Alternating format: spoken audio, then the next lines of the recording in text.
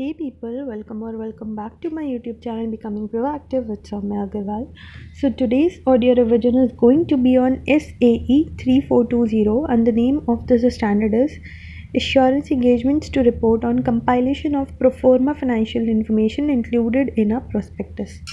Now see, ये वाला जो स्टैंडर्ड है ना, this is different from SAE 3400.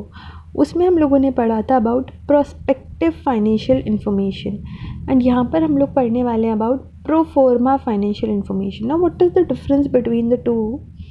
The difference is that कि जो प्रोस्पेक्टिव फाइनेंशियल इन्फॉर्मेशन होती है ना, वो प्रोजेक्शंस के बेसिस पे होती है, फोरकास्ट के बेसिस पे होती है.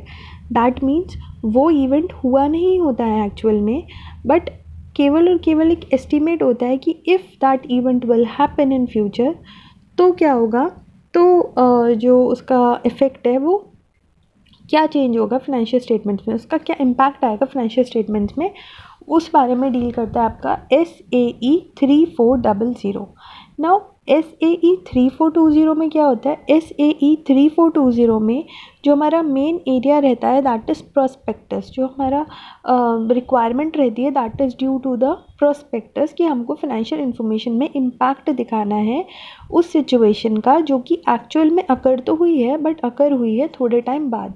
जैसे फॉर एग्जांपल जो ऑडिटेड फाइनेंशियल स्टेटमेंट्स हैं वो हैं 24-25 के एंड हुआ ये फाइनेंशियल ईयर 24-25 के एंड हुआ ये कि जून 25 में वो जो कंपनी है उसने किसी के साथ में क्या कर लिया, मर्ज कर लिया, या फिर उसका एक यूनिट से क्या हो गया, डीमर्जर हो गया, उस कंपनी का डीमर्जर हो गया. तो हम लोग जो प्रोफॉर्मा फाइनेंशियल इन्फॉर्मेशन बनाएंगे वो ये सोचते हुए बनाएंगे कि इफ़ वो जो पर्टिकुलर सिचुएशन है मर्जर की, डीमर्जर की, और कोई भी स्पेसिफिक कंसिडरेशन जो है वो अगर बैलेंस शीट डेट पे हो गई होती या कुछ टाइम पहले हो गई होती तो उसका क्या इम्पैक्ट रहता है फाइनेंशियल स्टेटमेंट्स में. तो एक तरह से हम लोग जो सिचुएशन फ्यूचर में जा कर के हुई है उसका बैक डेट में क्या इम्पैक्ट आएगा वो हम लोग कैलकुलेट करते हैं, उसका हम लोग क्या देते हैं, इफेक्ट देते हैं अपने फाइनेंशियल इन्फॉर्मेशन में, and that information is known as pro forma financial information. So the basic difference between prospective and pro forma is that only कि prospective is based on the forecast, जो आगे चल के होगा तो क्या होगा, तो वो हम लोग वहाँ सिर्फ प्रोजेक्शन लगाते हैं. बट यहाँ पे क्या होता है, यहाँ पे एक्चुअल सिचुएशन ऑलरेडी हो गई होती है फ्यूचर में, बट हम लोग बैक डेट में उसका क्या निकालते हैं, इम्पैक्ट दिखाते हैं कि अगर ये इस डेट को ना हो करके पहले ही हो गई होती तो इसका क्या इफेक्ट रहता. ठीक है. So this is about the difference between prospective and proforma. Now यहाँ पर एक चीज़ मैंने आपको और बोली कि 3420 में जो बेसिक कोर रहता है, इसका मतलब रिक्वायरमेंट रहती है that is due to the requirement of prospectus. ना कंपनी का प्रोस्पेक्टस क्या होता है, एक लीगल डॉक्यूमेंट होता है जिसमें कंपनी की इन्फॉर्मेशन होती है. तो ये जो हम लोग कंपाइलेशन रिपोर्ट्स को बनवाते हैं तो ये केवल हम इसी वजह से बनवाते हैं बिकॉज यहाँ पर ना कोई लॉ या रेगुलेशन की रिक्वायरमेंट रहती है जिसके थ्रू भी ये प्रोस्पेक्टस इशू हो रहा होता है. तो हम लोगों ने टर्मिनोलॉजीज़ को अभी लेमन लैंग्वेज में समझा है, एक बार हम लोग उसके टेक्निकल टर्म्स को समझ लेते हैं and then we will proceed with the standard.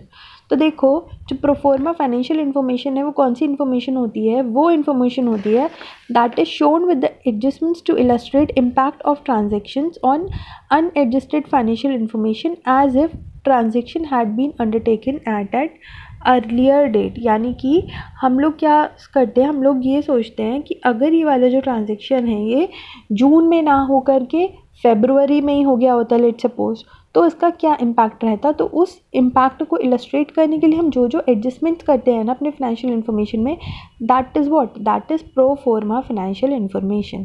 ना ये जो प्रो फॉर्मा फाइनेंशियल इन्फॉर्मेशन होती है जनरली ऑफर डॉक्यूमेंट्स में यूज़ होती है, जिसमें हम लोग इफ़ेक्ट को बताते हैं फाइनेंशियल स्टेटमेंट्स में कि इसका क्या इफ़ेक्ट आया है. ठीक है. तो ये जनरली ऑफर डॉक्यूमेंट्स में होती है इम्पैक्ट को इलस्ट्रेट करने के लिए.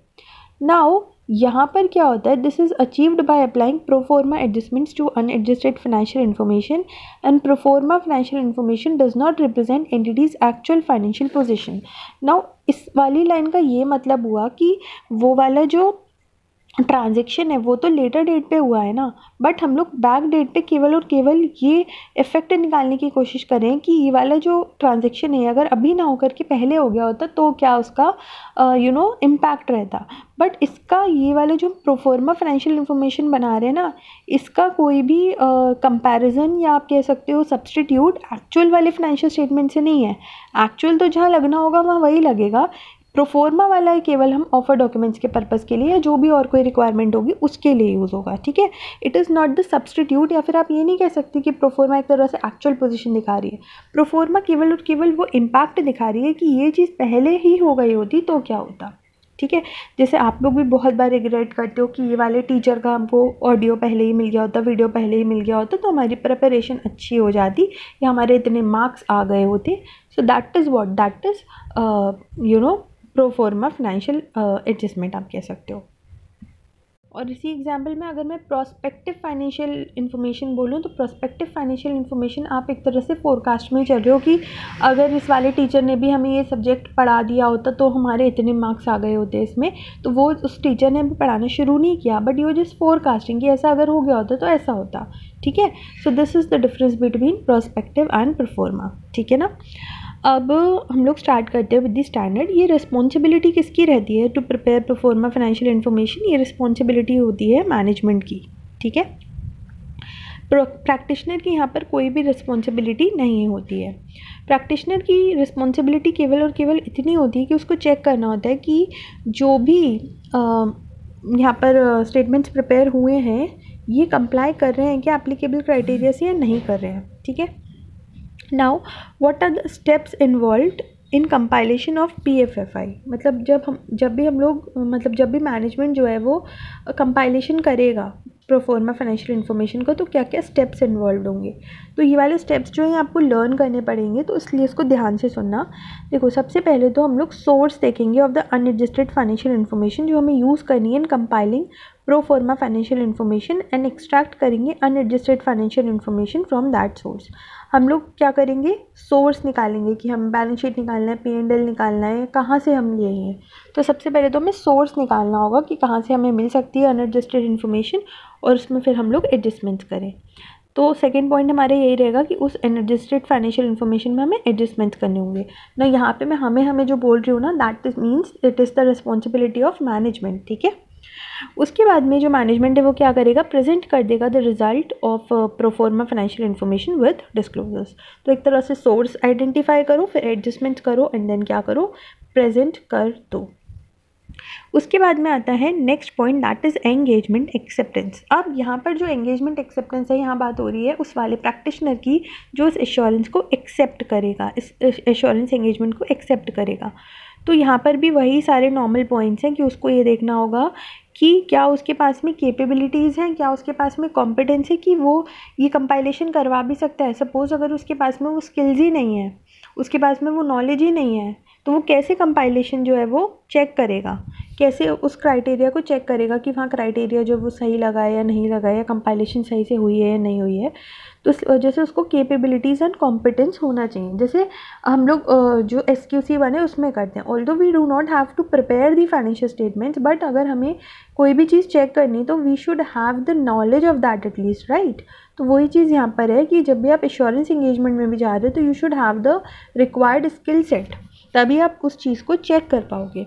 तो वही है, अगर प्रैक्टिशनर को लगेगा कि उसके पास में कैपेबिलिटीज़ एंड कॉम्पिटेंस है तभी तो वो एक्सेप्ट करेगा, otherwise he will not accept. उसके बाद में जब वो डिस्कशन कर लेगा रिस्पॉन्सिबल पार्टी से, तो फिर वो ये देखेगा कि डिटरमाइन करो कि एप्लीकेबल क्राइटेरिया जो है वो सूटेबल है, एंड ऐसा तो नहीं कि प्रोफॉर्मा फाइनेंशियल इन्फॉर्मेशन मिसलीडिंग है। तो यहाँ पर अब सेकेंड पॉइंट उसको क्या चेक करना पड़ेगा कि एप्लीकेबल क्राइटेरिया सूटेबल है या नहीं है। थर्ड चीज़ उसको ये भी चेक करनी होगी कि जो भी फाइनेंशियल स्टेटमेंट्स हैं, हिस्टोरिकल फाइनेंशियल स्टेटमेंट्स, क्या वो ऑडिटेड है, एंड फिर वो उसकी क्या लेगा, एक सफिशिएंट अंडरस्टैंडिंग भी ले सकता है। उसको अगर लगेगा कि उसको फाइनेंशियल स्टेटमेंट्स पढ़ना है तो वो पढ़ेगा उसको।